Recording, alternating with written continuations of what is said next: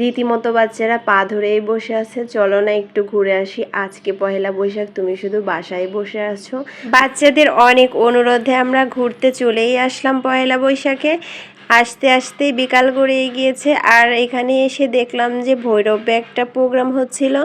আমরা যেতে চেয়েছিলাম পৌর পার্কে, তো অটো এখানেই নামিয়ে দিয়েছে, যেহেতু রাস্তায় অনেক যানজট ভিড়, অটো সামনে যাচ্ছিলই না। তো এখানে নেমে দেখলাম যে ভৈরবে অনুষ্ঠান হচ্ছে, তো এখানে ওরা আইসক্রিম খাওয়ার বায়না ধরলো।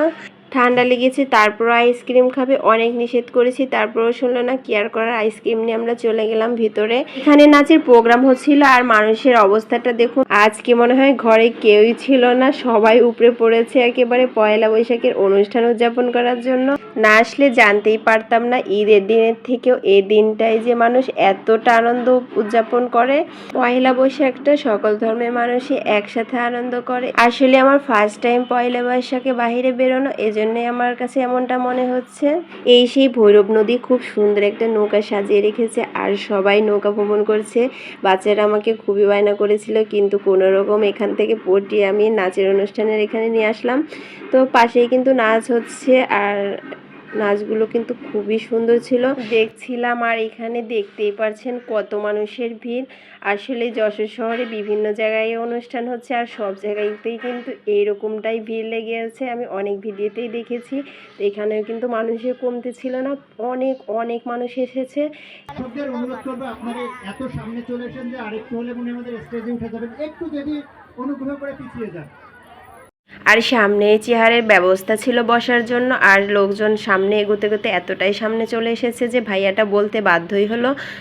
আর তারপর এখানে একের পর এক নৃত্য পরিবেশন করছিল সবাই, আর নাচগুলো কিন্তু খুবই সুন্দর ছিল। অনেক দিন পরে নাচের অনুষ্ঠান দেখলাম, আর খুবই ভালো লাগছে। আর এখানে আমার মিউজিক পারমিশন না থাকায় আপনাদেরকে গান ছাড়ার নাচগুলো দেখাতে হচ্ছে, যেহেতু আমি নতুন পেজ, আমার পেজে সবাই ফলো দিয়ে আমার পাশে থাকবেন, লাইক কমেন্ট শেয়ার করবেন। আর প্রত্যেকের পারফরমেন্সই কিন্তু অসাধারণ ছিল, খুবই ভালো পারফর্ম করেছে সকলেই। আর ঘরে বসে থাকলে হয়তো বাচ্চারা এই আনন্দটা উপভোগ করতে পারতো না। এই যে একটা বাচ্চাদের আনন্দ দেওয়া, মাঝে মাঝে অনেক কিছুই স্যাক্রিফাইস করতে হয় বাচ্চাদের জন্য। আর এখানে আমরা প্রত্যেকটা নাচই আপনাদেরকে একটু একটু দেখানোর চেষ্টা করেছি। আর এই যে অনুষ্ঠানের শেষে একদম ছোট ছোট দুইটা কিউট বাচ্চার নাচ দিয়ে অনুষ্ঠানটা শেষ হয়েছে। আসলে আনন্দ মুহূর্তগুলো মনে হয় খুব তাড়াতাড়ি সময়টা কেটে যায়। বড়দের পাশাপাশি ছোট ছোট এই কিউট বাচ্চাগুলো কিন্তু স্টেজটাকে মাতিয়ে তুলেছে। আর এদের নাচের শেষেই বর্ষবরণ অনুষ্ঠানটা শেষ হতে চলেছে। আর শুধু কিন্তু নাচই হয়নি, এখানে সবাই আবির খেলায়ও মেতে উঠেছে।